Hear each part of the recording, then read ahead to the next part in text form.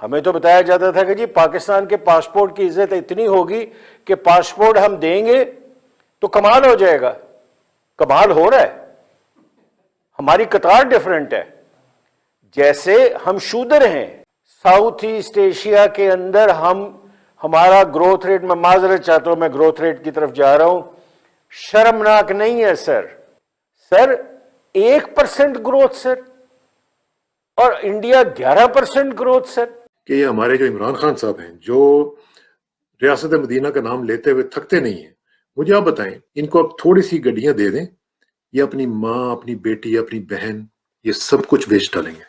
हमारे मुल्क को हम लोगों ने अपनी कजफहमी और बदअमली की वजह से मजाक बना दिया, और कुदरत जो है सर, ये मजाक ज्यादा देर बर्दाश्त नहीं करती।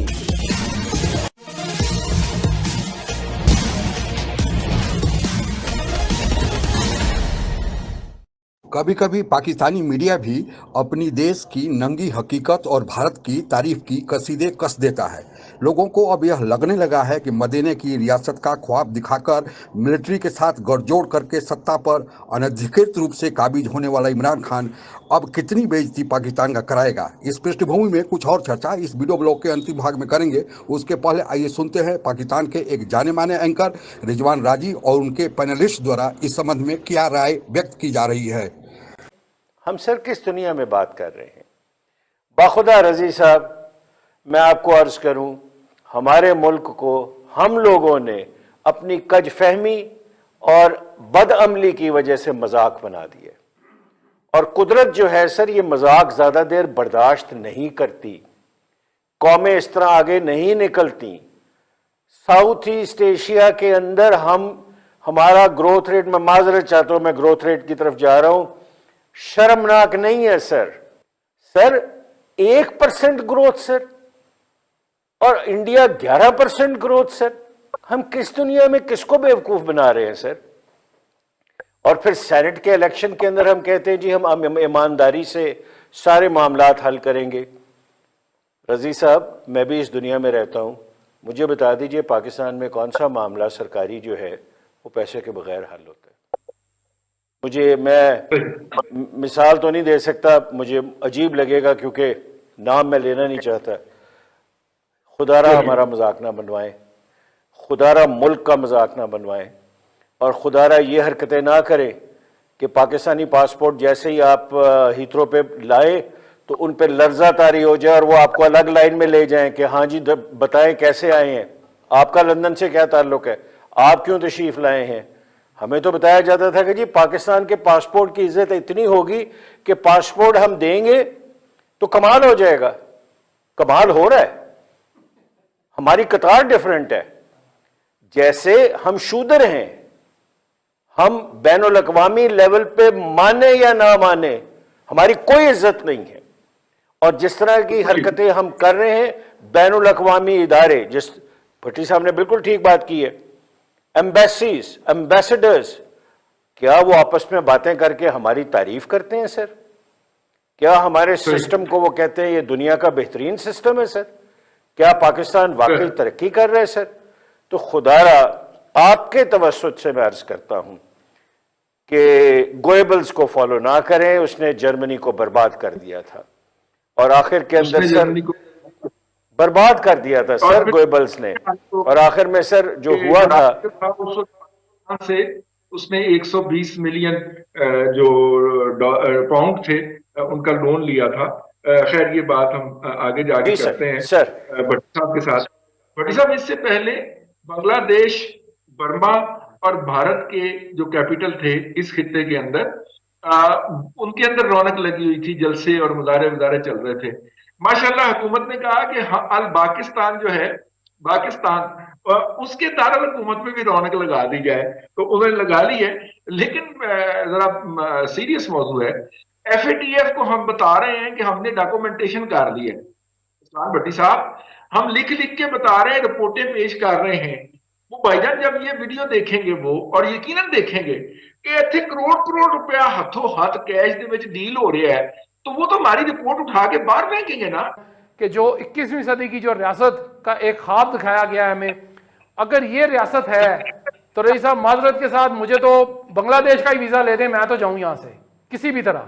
ठीक है कि ये हमारे जो इमरान खान साहब हैं, जो रियासत मदीना का नाम लेते हुए थकते नहीं हैं, मुझे आप बताएं कि आप कैसे रियासत मदीना बना सकते हैं?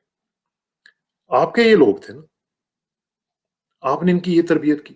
तरबियत तो छोड़ें, आपने तो आज तक, मुझे आप बताएं, जो पॉलिटिकल पार्टीज का बेसिक कॉन्सेप्ट है वो ये है कि उनमें तंजीम साजी होती है, वो तलाल चौधरी वाली तंजीम साजी नहीं, रियल वाली तंजीम साजी होती है, और साथ तरबियत साजी होती है, अखलाक सिखाए जाते हैं।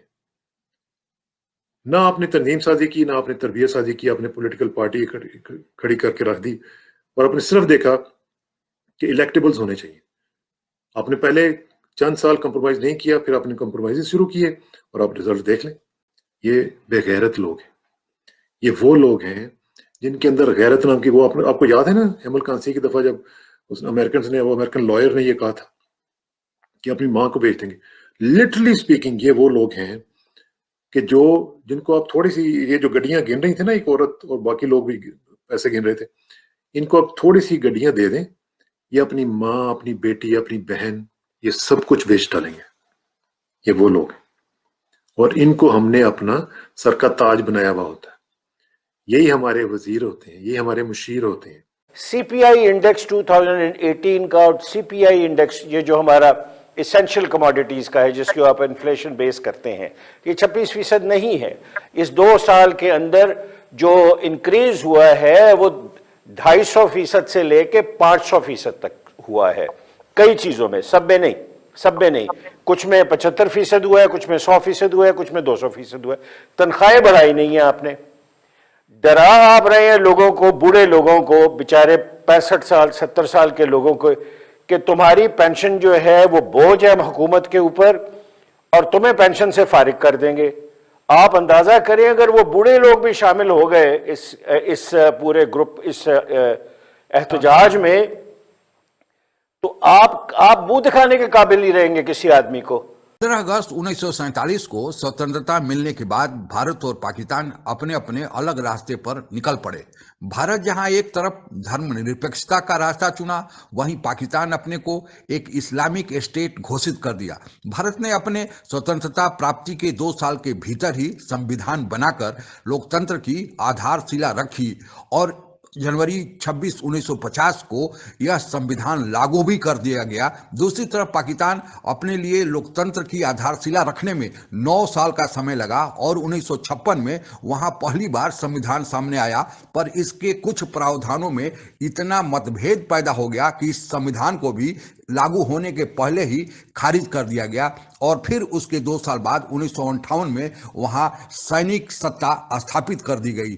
यहाँ यह भी बताते चले कि 1947 से लेकर 1958 तक जब सैनिक सत्ता स्थापित की गई, इसके भीतर भी गैर निर्वाचित सरकार ही पाकिस्तान में शासन में थी, जबकि भारत में पहला आम चुनाव 1952 में हो गया और तब से निर्वाचित सरकार ही आज तक सत्ता पर भारत में काबिज है।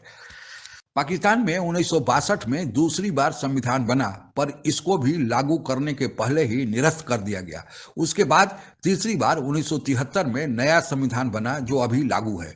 पाकिस्तान में पहला आम चुनाव 1971 में हुआ, पर इस चुनाव में पूर्वी पाकिस्तान जो आज का बांग्लादेश है, वहां के अवामी मुस्लिम पार्टी के नेता शेख मुजीबुर रहमान भारी बहुमत से विजयी हुए थे, पर पश्चिमी पाकिस्तान जो आज का पाकिस्तान है, वहां के नेता जुल्फिकार अली भुट्टो ने तत्कालीन मार्शल लॉ प्रशासक जनरल अयूब खान से मिलकर उनको सत्ता सौंपने से इनकार कर दिए। फिर क्या हुआ?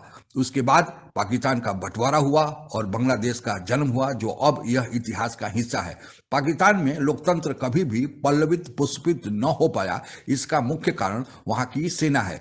सेना अनावश्यक रूप से सत्ता में दखलंदाजी करती है। 1958 से लेकर 1971 तक, फिर 1977 से लेकर 1988 तक और 1999 से लेकर 2008 तक, कुल 31 साल तक पाकिस्तान में मार्शल लॉ यानी सेना का ही शासन सीधे रूप से रहा, जहां संविधान का महत्व नामात्र का था, जबकि भारत में सेना का कभी भी सत्ता में या शासन में दखलंदाजी नहीं रहा है।